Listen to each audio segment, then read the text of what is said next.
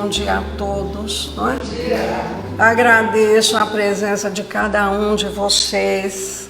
É muito gratificante estar aqui, porque a gente precisa estudar muito e passar o que a gente sabe é maravilhoso, sabe? Acho que eu nasci para isso mesmo, para passar o que eu sei, né? E agradeço a todos também no Facebook que estão acessando, que estão entrando, porque é falar sobre o Evangelho que é muito importante para nós, ouvirmos, assimilarmos, e mudando, corrigindo nossas atitudes. Todos nós temos tantas atitudes a nos corrigir, né?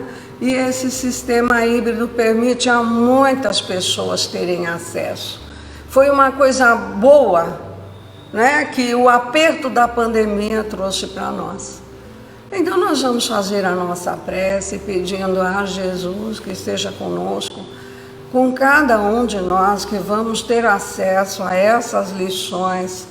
Alguns estão se tornando espírita agora, alguns já são espíritas de carteirinha, mas que Deus ampare, estimule a memória de cada um e dê muita lucidez a todos nós, para esse domingo transcorrer de maneira maravilhosa no nosso coração e no coração de todos que estão conosco neste momento.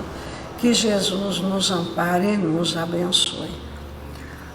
E hoje nós vamos falar do capítulo 23, Estranha Moral. E Kardec trouxe uns pontos da doutrina para nós estudarmos, que são muito importantes para nós. E hoje nós vamos falar do item 6, que Jesus fala colocar a mão no arado, colocar a mão no trabalho, sair de si para ir ajudar, para colaborar, para ir em frente, para crescer em entendimento, como eu falei. E o Evangelho trouxe isso. Um outro lhe disse: Senhor, eu a vós seguirei, mas permitir-me ir primeiro dispor do que tenho em minha casa. E foi aí que Jesus respondeu: todo aquele que, tendo a mão no arado, olhar para trás, não é digno do reino de Deus. Ele fala de forma incisiva e de forma exagerada, que era para nós trabalharmos isso desde quando nós aprendemos essa lição. É isso que nós vamos ver hoje, né? Então Kardec diz, não estamos discutindo as palavras de Jesus, mas nós estamos procurando o pensamento de Jesus nesse momento, que evidentemente era esse: os interesses da vida futura estão acima de todos os interesses e de todas as considerações humanas, porque está de acordo com a essência da doutrina de Jesus, enquanto a ideia de renúncia à família seria a sua negação. E aqui ele vai discorrendo sobre isso e falando dos ensinamentos que nós temos fácil de enxergar, o sacrifício dos interesses e das afeições da família pela pátria. Condena-se um filho por deixar pai, mãe, esposa, filhos? Não, nós ficamos orgulhosos deles servirem o país. A esposa que acompanha o marido, ela está deixando a família dela. O marido está deixando a família dele. Eles vão constituir uma família, né? Um rapaz que vai servir a pátria, não é dado a ele um mérito muito grande por deixar o calor das amizades, a doçura de um lar, para cumprir um dever. Então é isso que eu estou dizendo. O mundo está cheio de casos de separações e muitas vezes elas são necessárias, mas as afeições nem por isso se rompem. O afastamento não diminui o respeito, nem a dedicação que se deve aos pais, nem a ternura para com os filhos.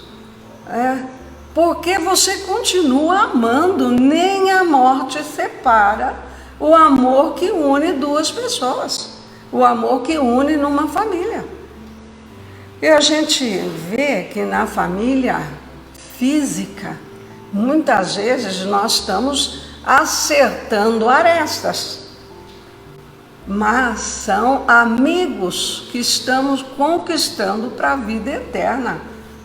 Aí o amor vai falando mais alto no nosso coração, a convivência, o respeito, e nós vamos crescendo em amizade, em companheirismo, como nós aí temos 50 anos de casado.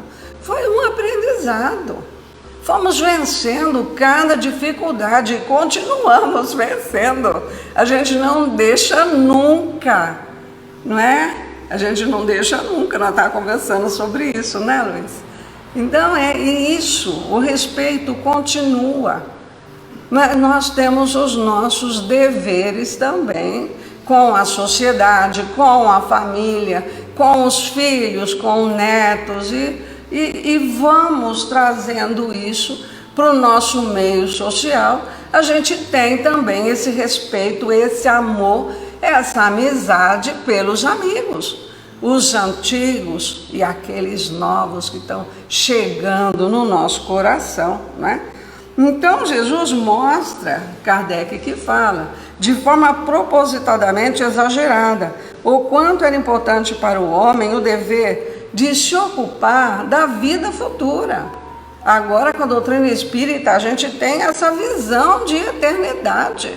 Nós vamos longe, não vamos resolver tudo agora, mas o que a gente aprende, o que a gente assimila, o que a gente interioriza, vai continuar. Isso vai estar sempre com a gente, onde a gente estiver.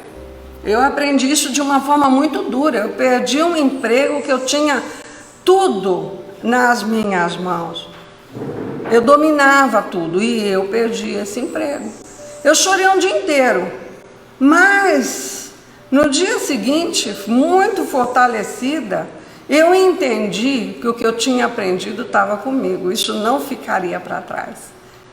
Esse foi um aprendizado por uma vida inteira. Eu agradeço a Deus de ter perdido o emprego, porque depois eu fui ver o benefício que o emprego seguinte me trouxe até hoje, porque lá eu aposentei. Então a gente tem que entender os caminhos que Deus prepara para nós. É um aprendizado que não tem preço, como a gente fala, né? Porque o Kardec fala, as coisas aqui encaradas são do ponto de vista terreno.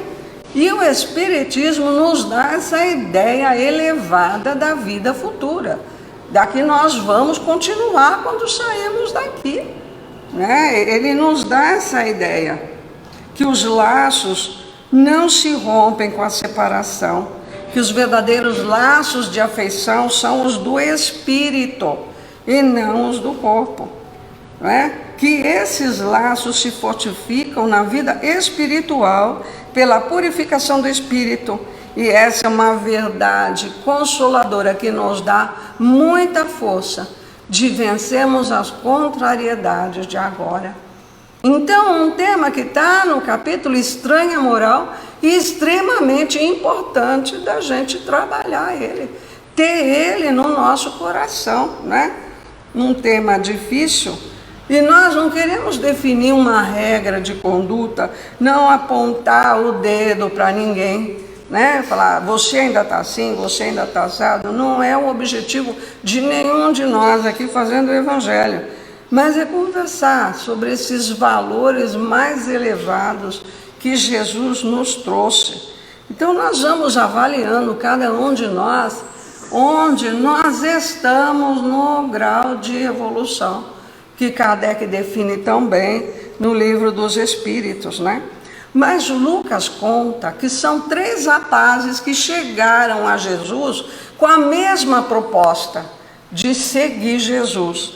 O primeiro, que queria segui-lo, o mestre retrucou: as raposas têm seus covis, as aves têm seus ninhos, mas o filho do homem não tem onde reclinar a cabeça. O segundo, que queria acompanhá-lo, pediu permissão para enterrar o pai. E Jesus disse: deixa aos mortos o cuidado de enterrar seus mortos. Porque quem não tem lucidez está morto desde já. Quem não tem vontade de melhorar, né, de sair de si, está vivendo aquela vidinha morna, como fala o filósofo lá na televisão, né? Está levando aquela vidinha morna. Não, a gente tem que ter lucidez, é para caminhar, para se enfrentar. E Jesus está dizendo: não te preocupes com o corpo, pensa no espírito. Vai ensinar o reino de Deus. Vai dizer aos homens que a pátria deles não é a terra, mas é o céu, porque lá está a verdadeira vida. E aqui a gente esquece que é para poder começar do zero. A gente nunca começa do zero, porque a gente tem toda uma bagagem que nos trouxe até aqui, né? Mas a gente esquece tudo para poder trabalhar de acordo com as experiências e com os relacionamentos que a gente vai tendo na vida. A gente está apurando os sentimentos, né?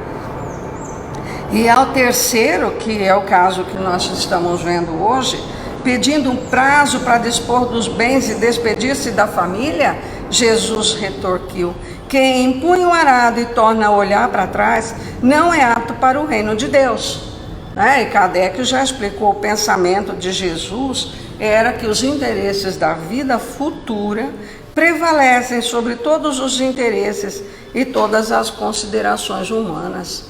Porque os três candidatos queriam seguir Jesus, mas não trazer a sua cruz nas costas. E se tem uma coisa que nós continuamos, é carregando a nossa cruz, né? Eles não queriam renunciar a tudo, inclusive a si próprio, pelo ideal de amor personificado em Jesus. Como segui-lo? Não estavam prontos de coração. A gente chega na casa, a gente não está pronto de coração. Mas a gente vai estudando, a gente vai entendendo, a gente se engaja num trabalho, a gente vai conviver em equipe, né? Uma equipe que está fazendo de tudo para estar harmonizado. É todo um aprendizado que nós temos, né? Às vezes a gente acha que não está pronto para um trabalho e a gente encara, a gente tenta, a gente se esforça para isso, né? Mas o Emmanuel trata disso no livro Pão Nosso, que a gente estava conversando. Uma edificação do reino divino que ele veio trazer, e ele compara com um arado, um instrumento pesado, porque o sol e a chuva endurecem a terra. E o arado exige um esforço muito grande do homem e da máquina para sulcar a terra, para afofar aquela terra, né? Então, o Emmanuel está dizendo que Jesus poderia ter 1000 imagens nesse momento para ensinar a todos nós, porque não era só naquela época, né? A todos nós, porque até hoje se usa o arado, se usa agora muito trator, né? Foram criadas máquinas para fazer esse trabalho, mas quando se fala de arar a terra, todo mundo tem noção, porque se você pega uma enxada e vai cavucar um jardinzinho pequeno, você fica cansado, e muito cansado, né? Então é isso que ele está dizendo, né? O discípulo sincero tem que tomar as lições com Jesus, abraçando o arado da responsabilidade na luta edificante, sem tirar dele as mãos, para não evitar prejuízos à terra do nosso coração. Nós estamos arando os nossos sentimentos, e isso é difícil. Isso exige de nós disciplina e estudo, né? Isso exige muito. E se a gente olhar para trás, será que nós já não tivemos muitas oportunidades de trabalhar, muita misericórdia de Deus já não chegou até nós e nós protelamos no passado. Eu tenho certeza, falando por mim, que sim, né? Quantas oportunidades nós não perdemos, né? E isso a doutrina espírita vai trazendo para nós essas reflexões das oportunidades perdidas, né? Mas é bom a gente falar de amor, falar de amizade, estar aqui cercado de amigos, faz bem para o coração, né? E a gente vê hoje, não perder a oportunidade de, sem maldade, sem malícia, falar para um amigo: eu te amo. Né? Faz tão bem para o nosso coração você ter esse sentimento em relação a outra pessoa, né? Eu considero o Chico um amigo meu, eu nunca estive perto dele, mas só o trabalho que ele deixou para nós. É um grande amigo que passou pela terra, foi nosso contemporâneo. Eu nunca me engajei em nenhuma excursão para visitá-lo, porque ele não conseguia mais nem falar e chegavam ônibus e ônibus e ônibus lá.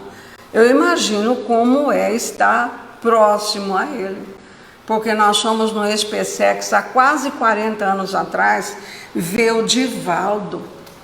Foi maravilhoso estar lá, né? E o SpaceX, a sala era muito grande, devia ter umas 5.000 pessoas lá. E nós chegamos atrasados, aquilo era um mar de cabeça. Mas uma amiga minha comprou o livro e nós enfrentamos uma fila.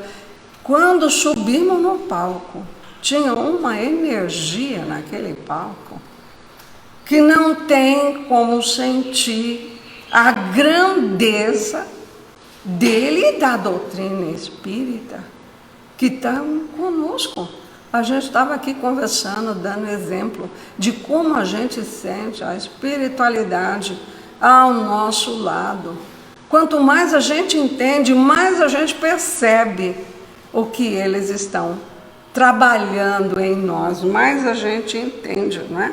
Porque o nosso conhecimento é a horizontalidade da vida. O nosso sentimento crescendo é a verticalidade da vida. A gente tem que ter isso na consciência. A gente tem que ter o trabalho, a gente tem que experimentar o que está estudando. É no relacionamento com as outras pessoas que a gente cresce. Uma amiga falou para mim uma vez: eu queria parar o mundo para descer. Ir para uma cidadezinha longe, ficar quieta. Falou: não, a gente cresce estando junto, tendo esses problemas que você está tendo. É isso que traz isso para nós. E é isso, o arado está prometendo serviço, disciplina, aflição e cansaço. Mas a gente deixa a nossa comodidade para se lançar nessa aventura pelos caminhos de Deus. É isso que é importante, não é? Quando Jesus fala: ninguém vai ao Pai senão por mim. Eu sou o caminho, a verdade e a vida. Isso é um amor que não cabe no peito. Aquilo tem que extravasar, tem que chegar em nós com todos esses séculos decorrendo. E a doutrina avivou todo esse conhecimento, todo esse sentimento que nós tínhamos na consciência, vai aclarando a nossa consciência. E no livro Aulas da Vida, um livro muito bom também, Emmanuel, analisando essa sensação nossa, na condição já de trabalhador dessa seara maravilhosa, ele fala que nós aprendemos a observar a vida acima das impressões superficiais que a gente tinha no início, né? Porque mais do que ver, é refletir sobre o que nós estamos vendo, o impacto das nossas ações na vida do outro. Porque às vezes a gente estranha o comportamento de outra pessoa e não imagina que somos nós que estamos refletindo esse comportamento nela. Então a gente tem que aprender a ver, a escutar e compreender. Muito mais do que estudar, é aprender, é ensaiar, aprender para praticar, como eu já falei aqui.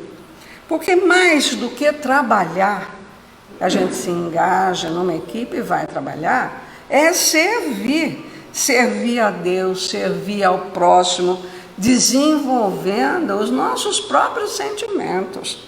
Mais do que obedecer, é cooperar espontaneamente nos serviços do bem, né?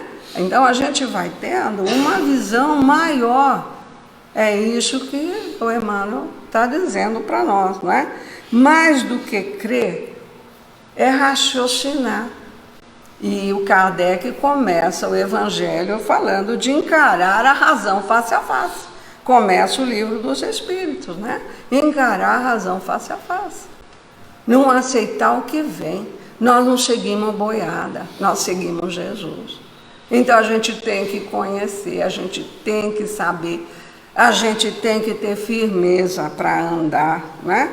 Aí ele fala, mais do que esclarecer, escrever e mais do que falar, a gente tem que discernir, que você falou semana passada, a gente tem que elevar, a gente tem que construir. E melhorar sempre, porque mais do que saber, a gente tem que transmitir para o bem. Mais do que desculpar, é esquecer o mal. É um trabalho gigante dentro de nós, para a gente esquecer o mal que nos fazem, né? Então nós temos ideias e possibilidades, escolhas e relações, crenças e luzes, é o Emmanuel que fala, né? E nós podemos ver o que o Arado está trabalhando isso em nós, o que nós vamos fazer com todas as ideias, com todas as reflexões que a gente participa, né? O que nós estamos fazendo, que escolhas nós estamos aderindo. Isso é uma consciência diária, de ver as escolhas que nós estamos aderindo. E o Vinícius, no livro Em Torno do Mestre, ele vai citar um evangelizador, Stanley Jones, que passou aqui pelo Brasil. E ele traz um magno problema, o problema máximo de todos os tempos, consiste em obedecer o preceito do Cristo. Quem quiser ser meu discípulo, negue-se a si mesmo, tome a sua cruz e me siga. Tem até um livro muito lindo chamado Segue-me, né? Que tem esse título e está tratando de coisas, de passe, de trabalho. É um livro incrível, está tratando de todos os problemas de equipe que a gente tem, porque a gente chega se achando, né? E aí a gente vai ver quantas pessoas já não tentaram aquelas soluções banais que a gente apresenta e já não deu certo, já superaram essas coisas, né? E a gente chega, já começa a se achar e quer mudar aqui, quer mudar lá. Então ele trata de tudo isso, dos problemas de equipe, né?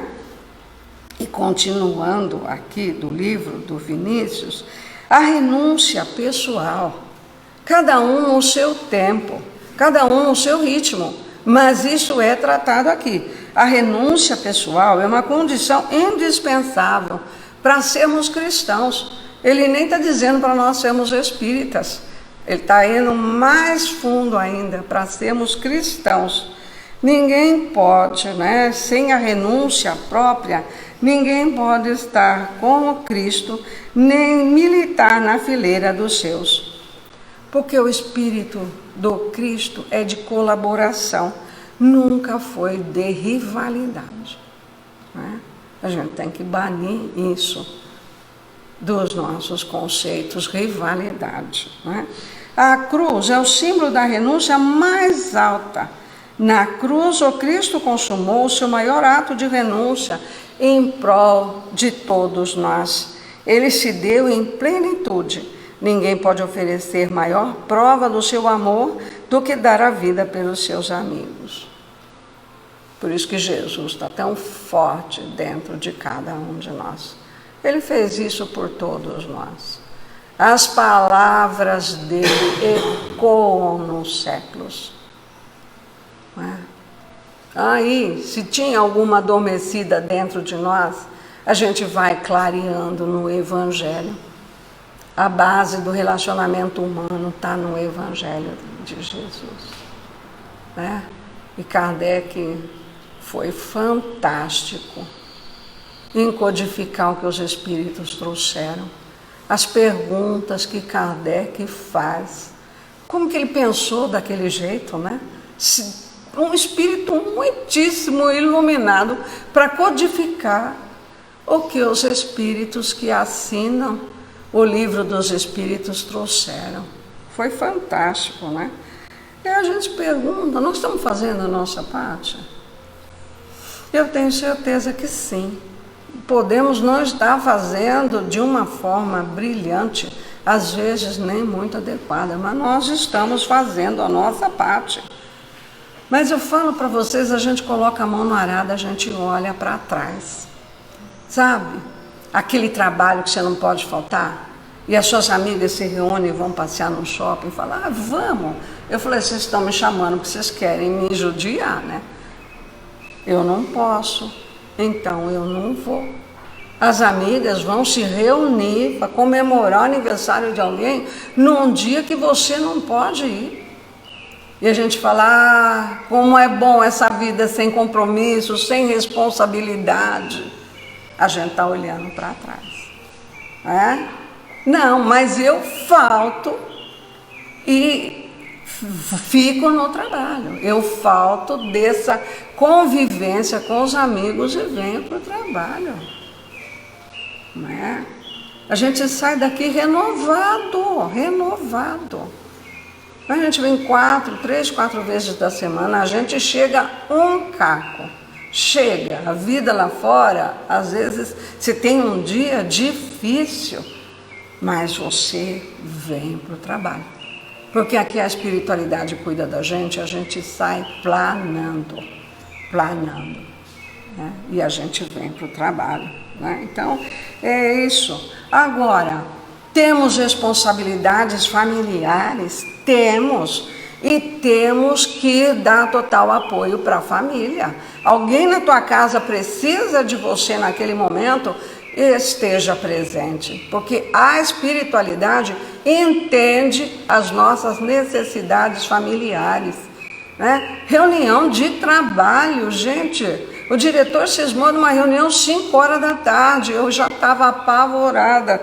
Como, meu Deus, eu tenho que ir embora, e a reunião até acabou logo, né? Mas a gente tem esse senso, essa responsabilidade, né? E quando não dá, o jeito é passar WhatsApp e falar, não dá, hoje, infelizmente, não dá.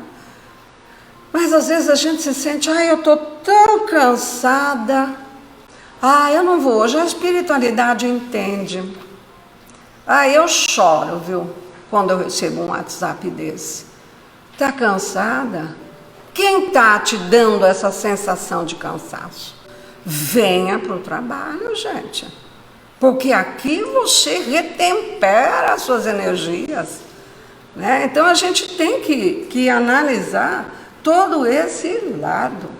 Existem os compromissos de família, familiar internado, familiar que não está bem, ótimo, a gente cuida deles. Aí sim é um bom motivo para nós não estarmos, não é? Mas a gente tem que reconhecer, atender o progresso. E eu estou dizendo tudo isso porque nós temos trabalhadores muito respeitáveis, né? Mas ele não consegue um compromisso de longa duração. Eu já deixei alguns, assumi outros, deixei também, aí passa um tempo, alguém chama, você vem e faz de novo. Então eu estou dizendo de mim também, entendeu? Já deixei alguns, né? Mas a gente tem ao lado companheiros muito dedicados, que se esforçam, que já entenderam o que é ter paz no coração. E eles perseveram, e eles dão um exemplo maravilhoso para nós. Nós temos tudo isso ao nosso lado, né? Agora, esses companheiros, de repente, não aceitaram um trabalho de longa duração, eles voltam. Tem passista que começa e não consegue manter aquela disciplina de toda a semana. E depois de um ano ele vai embora, ou às vezes vai para outro trabalho, totalmente compreensível. Mas Deus plantou naquele coração aquela semente. No momento que ele despertar, ele volta para o trabalho e fica. Então nós temos tudo ao nosso lado. Vamos nos espelhar em quem está dando esse exemplo de superação. E a gente tem muitos mesmo, né? São testemunhos de fé. Eles pagam o preço da ascensão. São trabalhadores dignos de felicidade e de paz, porque eles vão caminhando com a noção do serviço, né? O serviço no pensamento, o serviço no coração, e vão servindo e vão amando. O Eurípides Barçanufo, ele fala que serviço é condição de saúde eterna. É condição de saúde eterna. Olha, isso abre um campo maravilhoso de fé para nós, né? Então, Jesus não diz para a mulher samaritana: a nossa comunhão com Deus é que dará saciedade ao nosso espírito.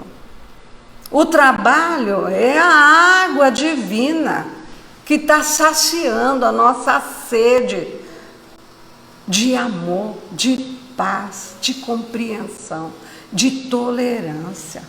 É isso que ele traz, né? Por quê? A gente tem uma visão distorcida do poderoso, do vencedor, do eloquente, do mais famoso, né? A gente tem uma visão distorcida. Mas o Quineu Lúcio traz o livro Jesus no Lar, que o Jesus instituiu o Evangelho no Lar na casa de Pedro. Momentos belíssimos, esse livro traz momentos belíssimos, Jesus ensinando eles ali, né? Através de evangelho dele, né? Que ele era o evangelho vivo, através de todo o conhecimento, a luz e o amor que ele nos trouxe. E Jesus está falando sinais de renovação de uma sociedade. E aí é que a gente vê o quanto que a nossa visão é distorcida ainda hoje, principalmente hoje, né? Então Jesus está falando: quando o reino divino tiver as portas dos homens, a alma do mundo estará renovada. E a gente acredita nisso, a gente sabe que é assim. Hoje nós sabemos que a renovação está vindo de um em um, de coração a coração, para renovar a sociedade. Mas naquela época eles não tinham essa noção. Aí Jesus está falando: o vencedor não é aquele que vai guerrear o inimigo externo, é aquele que está guerreando as suas imperfeições. Porque a gente quer que o outro mude e nós descobrimos que nós é que temos que mudar, né? Nós aí sim vamos vencer. Aí ele falou: mais eloquente não é o mais belo discurso, não, vou entrar embaixo da mesa, né? Mas aquele que alia as palavras que está falando, as ações, para melhorar todo o meio ambiente em volta dele, né? Eu não estou dizendo da natureza, não. Eu estou dizendo o meio ambiente do relacionamento humano, né? Vai elevando o padrão de vida onde ele estiver. O mais nobre não é aquele que tem título, barão, visconde, presidente. Não, isso é coisa passageira da terra, né? O mais nobre é aquele que tem crédito de amor dos mais pequenininhos, dos mais necessitados da vida. É aquele que você ajuda sem intenção nenhuma, mas no final do dia ele agradece a Deus. Meu Deus, se essa pessoa não tivesse aparecido na minha vida hoje, eu não teria o que comer. Esse é o mais nobre, né? O mais respeitável, diz Jesus, é o que tiver melhor coração. Melhor coração. Esse merece o nosso respeito, né? O mais puro é aquele que mergulha no lodo para salvar os irmãos decaídos sem se contaminar, né? Ajuda o criminoso, mas não se torna um criminoso, né? O mais santo é aquele que estende mãos fraternas aos sofredores. O mais sábio não é o que mais conhece livro, o que entende melhor de teorias, mas é justamente aquele que mesmo o pouco que ele entende, ele procura elevar o sentimento das pessoas que estão ao lado dele. Ele sabe pouco, mas é um ser humano bom. Ele ajuda quem está próximo, né? E aí Jesus fala, ele olha para a noite chegando e ele fala: e nessa época sublime, os homens não se ausentarão do lar em combate aos próprios irmãos, mas estarão guerreando as trevas da ignorância, as chagas da enfermidade, as angústias da fome e as torturas morais que vigem entre os seres humanos, né? Quando o arado substituir o carro dos triunfadores, quando o livro edificante absorver o lugar da espada no espírito do povo, quando a bondade e a sabedoria presidirem as competições das criaturas para que os bons sejam venerados. Olha, quando o sacrifício pessoal constituir a honra legítima da própria individualidade, para que a paz e o amor não se percam dentro da nossa própria vida. Aí a humanidade estará no berço luminoso do divino reino, né? Olha os valores invertidos, né? A gente considera tem poder quem tem mais dinheiro. Nem precisa comentar, é o nosso dia a dia, né? É isso que nós temos aí que aprender e aprender muito. E eu queria abrir uma pausa pela hora, ver se tem alguma coisa que colabore com o que nós estamos falando. Sim, a Nájila comenta que a caminhada não é pequena e nem fácil, mas precisamos ter certeza de que é possível. Uma resposta para você. Isso é possível? Nós não vamos resolver tudo de uma vez, não. Nós não vamos chegar na espiritualidade perfeita, nós vamos chegar com o que nós aprendemos, né? Eu já falei aqui, mas eu estou há 30 anos na reunião mediúnica, e eles vão falar para mim, e daí? Né? O que você aprendeu, o que você ajudou, o que você fez? É o trabalho que pendem na árvore da vida de cada um. A árvore proibida era a árvore da vida de Adão e Eva, né? E é o que temos nós dentro do coração. o que nós estamos fazendo com o que nós sabemos. Muitas vezes nós nos isentamos, ficamos alheios, ficamos indiferentes. O mal do mundo hoje é a indiferença, né? Nós aqui estamos engajados, a gente vem, traz alimento, ajuda com o que é necessário, ajuda na equipe da lasanha, para que venda a lasanha, tudo se reverte em obra social. Estamos fazendo uma coisa, né? O trabalho de separação de cestas com alimentos é pesado, né? E tem muitas pessoas engajadas nele. O trabalho da distribuição, de visitar a pessoa que está pedindo ajuda, né? Ver as condições dela, porque às vezes ela não tem nem fogão para fazer a comida. É todo um trabalho, né? Então, e a gente tem aqui a casa, esse grupo imenso que é a casa de Jesus, tanto de trabalhadores como de pessoas que estão chegando e que estão aprendendo, né? Que estão chegando, vêm em busca de uma cura, né? Mas muitos voltam para a religião deles, muitos ficam porque percebe a cura do Espírito que isso está trazendo. Ele começa a olhar essas possibilidades. Muitos voltam para a religião deles. Todas são excelentes, né?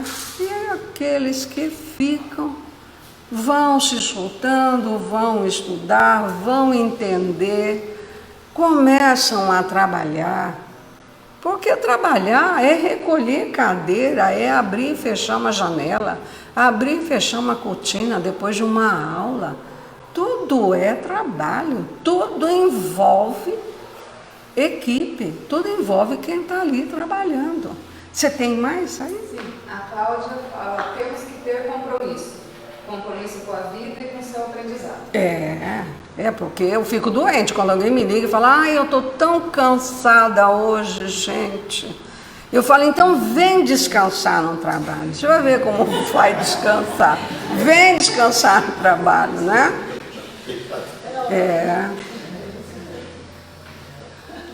Desculpa, é verdade. É verdade. E a Elizabeth fala, na minha pequena experiência, os mais humildes abrem suas portas para os nossos irmãos. Temos casos à parte, claro. Claro, né? Mas Chico, com uma dor na perna, no pé, e umas irmãs, né, que trabalhavam com o vício, com o corpo, se oferece para ajudá-lo, ele aceita ajuda. Elas lavam os pés dele e ele fica curado, porque a pessoa que fez isso com tanta vontade de ajudar, devia ser uma pessoa que tinha muito ectoplasma dentro de si, e curou ele ali naquele momento. Um momento maravilhoso. Mas não sei se vocês lembram as manchetes de jornais que saíram a respeito disso. Chico sofreu demais pela doutrina que ele estava ajudando a expandir. Nós estamos aqui hoje graças a ele, porque quando eu era criança, você não podia falar que você era espírita. E a minha mãe ia num centro espírita, né? E tinha que nos levar, porque não tinha como guelejar. Eu tinha 6, 7 anos, mas a gente brincava, eu e a minha irmã e a amiguinha nossa, a gente caçoava, né? A espiritualidade punha nós para dormir. A gente acordava, quando terminava o trabalho. Eu falava, gente, eu não acredito que eu dormi de novo. A gente dormia, mas a gente brincava. Não tinha idade de entender, né? Mas a gente não falava que ia, não, né? Hoje em dia a gente fala abertamente, porque tivemos esse trabalho maravilhoso de Chico, de Divaldo. Divaldo é o mais nobre, né? Não, em relação ao que a gente está lendo, o trabalho que ele faz lá na Bahia, gente, aquilo é espetacular, né? Chico, nobre pelo trabalho que ele fez.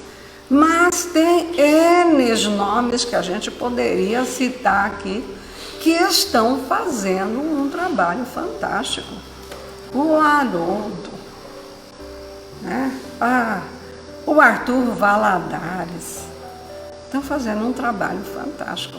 E é fácil ir de cidade em cidade? Não. Já vi o Haroldo comentando sobre as dificuldades que ele encontra em cada lugar que ele vai, né? Ele cita uma pessoa que falava para ele: mas você errou naquilo.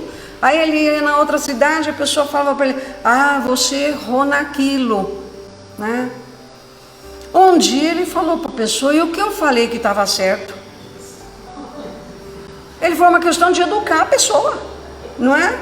Eu ouvi ele contar aí a história de mudar a cerca. Ele contou 3 vezes ele contou diferente. Eu não sei se vocês, né? Assisti 3 palestras dele que ele contava isso e contava de um jeito diferente. Mas a cerca estava sendo mudada, o exemplo era bom, né? Então é isso que... Aí vou voltar aqui então. Eu quero falar de uma visão de Eurípides Barçanufo, porque tem tudo a ver com o que nós estamos estudando aqui hoje, né? Porque o Eurípides, ele dormiu no corpo e ele se desdobrou e se viu no espaço, subindo. Chegou um momento que ele teve medo, mas ele não conseguiu voltar para o corpo. Então ele percebeu que ele estava sendo tutelado por uma força misteriosa e ele foi subindo sempre, né? Ele viajou e ele se viu numa campina verdejante. Ele avistou ao longe um homem meditando, uma luz em volta dele, suave. E ele caminhou uns passos, mas chegou num determinado momento em que ele não pôde ir adiante. Alguma coisa dizia a ele: não vá adiante, né? Ele ficou magnetizado pelo desconhecido. Aí ele teve uma das maiores alegrias da vida dele, porque ele se viu perante Jesus. Apesar da distância que ele manteve, ele reconheceu que ele era Jesus. Ele se sentiu esmagado por uma honra imprevista, como ele fala. E ele ficou em silêncio, ele não tinha como ir para trás nem ir para frente, ele se sentia chumbado no solo. Aí ele recordou as lições do cristianismo, as religiões, os templos do mundo, as homenagens prestadas a Jesus na literatura, nas artes. A mensagem dele ecoando há mais de 20 séculos. Ele começou a chorar. E chorou que a lágrima banhou o rosto dele. Ele chorou muito, né? E aí ele adquiriu coragem, ergueu os olhos com muita humildade. E ele viu que Jesus também chorava. Jesus também chorava. Ele sentiu um sofrimento tão grande de ver Jesus chorar. Ele falou: como que poderia reconfortar o amigo, pegar nas mãos dele, me jogar aos pés dele? Ele pensou tudo isso, né? Mas aí ele lembrou os tormentos que Jesus passou. Até hoje, criaturas com muita incompreensão no coração. Ele falou, ele criou toda a coragem que ele tinha e ele falou: Senhor, por que choras? E Jesus não respondeu, ficou em silêncio. Aí Eurípides falou: eu vou falar mais alguma coisa, ele não deve ter ouvido. E fala para ele: o Senhor chora pelos descrentes do mundo. Aí Eurípides viu que Jesus estava olhando para ele e depois de um instante de atenção, ele fala: não, meu filho, eu não sofro pelos descrentes aos quais devemos amor. Eu choro por todos os que conhecem o Evangelho, mas não o praticam. Ele leva um susto tão grande como se tivesse levado um soco na boca do estômago. E ele não entende o que aconteceu com ele, mas ele se sentiu descendo e acordou no corpo de carne. Era madrugada, ele levantou e trabalhou muito depois dessa visão que ele teve. Que chamamento, né? Direto de Jesus. E aí, não vou falar que aqui termina, ele trabalhou até a morte, cuidando de doentes, fazendo pela educação lá em Sacramento, coisas maravilhosas, inovadoras na época. Mas não foi até a morte, não. Eurípides está firme e forte, trabalhando na espiritualidade, renovando a alma do mundo, ajudando em educação, trazendo conceitos excelentes, né, para a atualidade de agora. E nós não temos o nosso chamamento, nada assim, mas a gente não tem intuição de coisas que virão, de coisas que está abrindo o pensamento nosso, cada um de nós. Não são grandes visões, não, mas são intuições puras que estão vindo da espiritualidade. A espiritualidade está trazendo Jesus mais perto de nós. Nós aqui falando de Jesus, nós estamos trazendo Jesus mais perto do nosso coração. É o chamamento que nós estamos recebendo. Não estamos? Alguém quer falar alguma coisa? A gente ainda tem tempo. Eu queria. Eu vejo que Jesus respeita o tempo do Espírito. Respeita o tempo, bem falado. Eu acho que às vezes nós mesmos temos dificuldade de respeitar o tempo do Espírito. A gente fica impaciente conosco. Outro, né? São duas visões que eu acho que a gente precisa trabalhar mesmo, né? Então, acho que quando a gente tem um chamamento, eu acho que é um chamamento, assim, até mesmo a gente aqui na casa de Jesus, nas responsabilidades que a gente tem com a espiritualidade, quantas vezes a gente demora a tomar as decisões, quantas vezes nós como grupo temos dificuldade de assimilar esse chamamento. Mas eles têm paciência com a gente. Eles têm. Jesus tem paciência com a gente, né? Então eu vejo que o despertar de cada um acontece de acordo com o despertar da sua própria vontade, uma vontade de poder sair daquele lugar onde estamos incomodados em estar, para podermos chegar em um outro lugar onde a gente vai se sentir melhor em relação a nós mesmos, em relação ao que estamos construindo dentro de nós.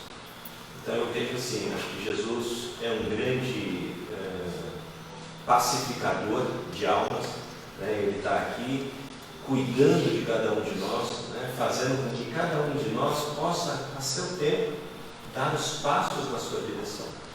Mas Ele está ali, do nosso lado, apoiando todas as nossas decisões, do ponto de vista de sabendo que a gente vai errar. Em algum momento nós vamos errar, porque nós erramos muito mesmo. Mas Ele sabe quem a gente vai se tornar, que espírito é esse que vai se tornar, né? Quem vai ser o Ricardo, André, quem é.